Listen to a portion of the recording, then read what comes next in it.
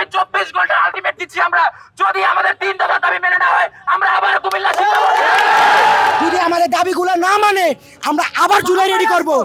আমরা আবার জুলাই রেডি করব।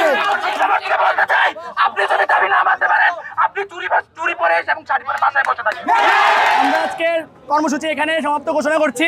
আমরা শিক্ষা বোর্ডকে 24 ঘন্টার সময় দিয়েছি। 24 ঘন্টার ভিতর যদি কোনো ন্যায়যুক্ত ফলাফল না পাই তাহলে আমরা কুমিল্লা স্কুল কলেজ যা ছিল কালকে পরীক্ষার পরে আমরা ভূগোলে যত আবার কলেজ দেশে আমরা কলেজ দেশে এখানে এসে দাঁড়াবো। যদি আমাদের দাবিগুলো না মানে আমরা আবার জুলাই রেডি করব। আমরা আবার জুলাই রেডি করব। আমরা প্রত্যেকটা দাবিতে নামবো। এক দফা এক দাবি পদত্যাগ দরকার।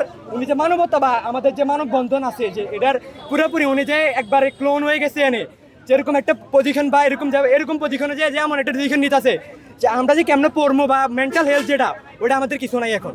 ওনার পদত্যাগ দরকার। ওনাদের কথা হলো কি আমরা স্বৈরাচার আমলের স্টুডেন্ট, আমাদের রেজাল্ট খারাপ হলে বলবে কি ওরা স্বৈরাচার আমলের স্টুডেন্টের রেজাল্ট খারাপ হয়েছে, এখন আমরা আসছি পরের বছর রেজাল্ট ভালো হবে বলে আমরা আসছি রেজাল্ট ভালো হয়েছে।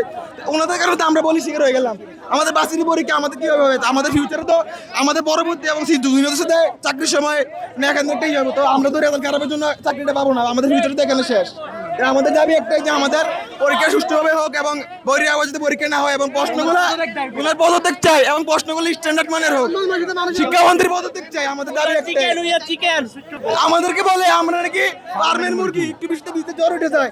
ওনাকে একটা কথা বলতে চাই, এর আগে সরকার কিন্তু বলছিল যে রাজাকারের নাতিপতি, যার কারণে ওনার সরকারের পতন হয়ে গেছে। আমরা এটিসি 26 ব্যাচ আমরা একটা দাবি জানাচ্ছি, আগামী 24 ঘন্টার আলটিমেট দিচ্ছি আমরা। যদি আমাদের 3 দফা দাবি মেনে না হয় আমরা আবার কুমিল্লা শিক্ষা বোর্ডে এবং শিক্ষা বোর্ডকে বলতে চাই, আপনি যদি দাবি না মানতে পারেন আপনি চুরি পরে এসে এবং শাড়ি পরে বাসায় বসে থাকেন। আগামী 24 ঘন্টার